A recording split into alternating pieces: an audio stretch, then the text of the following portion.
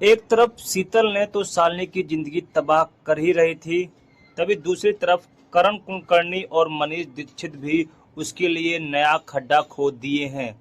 जी हाँ दोस्तों, आगे आने वाले एपिसोड में बहुत ही बड़ा धमाल होने वाला है, क्योंकि करण कुलकर्णी अब गुंडे को हायर करके उसके घर से बाहर निकालने वाला है और मनीष दीक्षित भी एक नए शख्स को उसकी शालिनी की जिंदगी में एंट्री देने वाला है।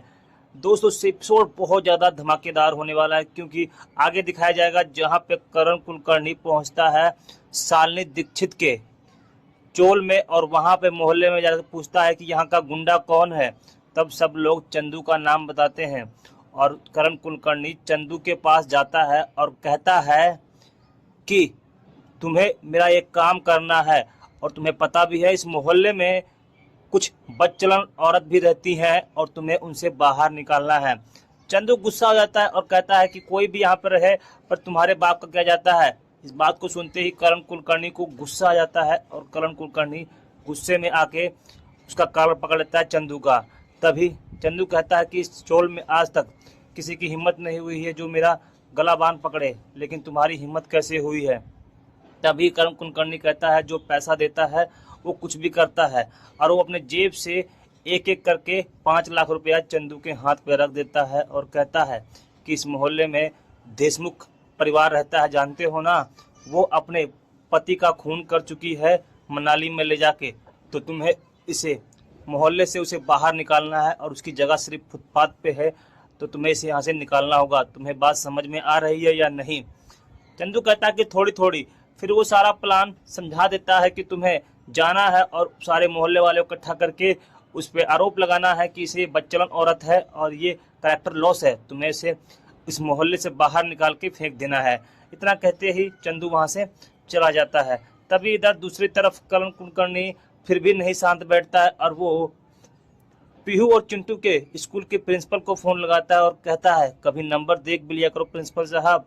तभी प्रिंसिपल कहती है करण कुलकर्णी तुम आज कैसे याद किया। तभी वहाँ पर करण कुलकर्णी कहता है कि तुम्हारे इस स्कूल में बदचलन औरत के और खूनी औरत के बच्चे पढ़ते हैं, ऐसा कैसे हो सकता है।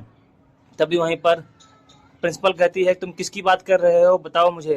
तभी वो कहता है कि शालिनी दीक्षित की बच्चों के बारे में बात कर रही हूँ। वो अपने पति का खून कर चुकी है, मनाली में ले गई थी घूमने हनीमून मनाने के लिए और वहीं पर उसका काम तमाम कर दिया है, और तुम कल शाम तक उसकी टीसी उसके बच्चों को दे दो, नहीं तो तुम्हारी नौकरी में हाथ धोना पड़ेगा। इतना कहते ही वो हैरान हो जाती है और वो बच्चों को सोच रही होती है कि क्या करना है। तभी दूसरी तरफ वहीं पर शीतल भी एक नया प्लान रच रही होती है और वो आती है शिव प्रसाद के पास और कहती है कि शिव प्रसाद, मैंने पता लगा लिया है कि शालिनी दीक्षित के साथ किसका संबंध है, और वो शख्स है विक्की शर्मा, और वही बम्बई में रहता है, उसके पैसे वाला है और कई उसके होटल्स है, रिजोर्ट है और बहुत सारी कारें हैं और स्मार्ट भी है। ये बात सुनते ही शिव प्रसाद को गुस्सा आता है और वो शीतल का गला पकड़ लेता है और कहता है कि तुम ऐसा कैसे बोल सकती हो, मैं शालिनी के बारे में एक बार भी उल्टा नहीं सुनना चाहता हूँ, मैं तुम्हें मार दूंगा। तभी वहीं पर दूसरी तरफ शालिनी भी शिव प्रसाद का फोटो लेकर कमरे में सोच रही होती है और उसे कहती है कि मैं आपको बहुत ज़्यादा प्यार करती हूँ, तुम कहाँ हो, तुम चले आओ प्लीज़, तुम क्यों नहीं आ रहे हो, सोच रही होती है। तभी इधर शीतल कहती है कि तुम्हें विश्वास करना ही पड़ेगा, तुम्हारे पास था ही क्या, और वो पता है ना बड़े घर की लड़की थी और वो मजबूरन तुम पे तरस खा के तुमसे शादी की थी, लेकिन तुम्हारा खून करके तुम्हें साइड हटा दी और अब विक्की शर्मा से मोहब्बत करती है और अब वो उसी की होने वाली है। ये बात सुन रहा होता है तभी शिव प्रसाद को गुस्सा आ रहा होता है और शिव प्रसाद कहता है कि ऐसा हो ही नहीं सकता है, और अगर ऐसा हुआ तो जो तुम कहोगी वो हो मैं करूँगा। इस बात को लेकर शीतल बहुत ज़्यादा खुश हो जाती है और वो कहती है कि नहीं मानोगे। तो वो फ़ोन लगाती है शालिनी के पास और कहती है कि शालिनी, मैं शीतल बोल रही हूँ। तभी शालिनी कहती बोलो। तभी शीतल कहती कि तुमने अपने पति का खून किया है ना विक्की शर्मा के लिए। तभी शालिनी कहती नहीं, मैंने खून नहीं किया है। तभी वहीं पर शीतल कहती है तुमने खून किया है विक्की शर्मा की के लिए और तुम विक्की शर्मा से प्यार करती हो। तभी शालिनी कहती है कौन विक्की शर्मा, मैं नहीं जानती हूँ। तभी शीतल बात को घुमाती है और कहती कि तुमने गोली चलाई थी या नहीं। तभी शालिनी कहती मैंने नहीं मारा किसी को।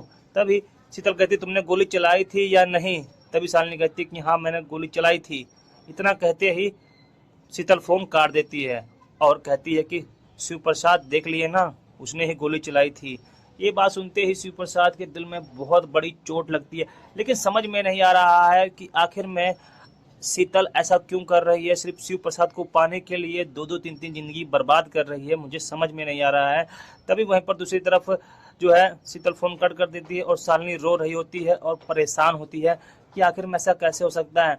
फिर वहीं पर शिव प्रसाद कहता है कि मैं अब पता लगाऊंगा और आखिर में ये कौन है विक्की शर्मा। अगर उसका बिल्कुल भी संपर्क हुआ शालिनी का विक्की शर्मा की ज़िंदगी में थोड़ा सा भी, तो मैं शीतल जो तुम कहोगी वो वैसा मैं करूँगा।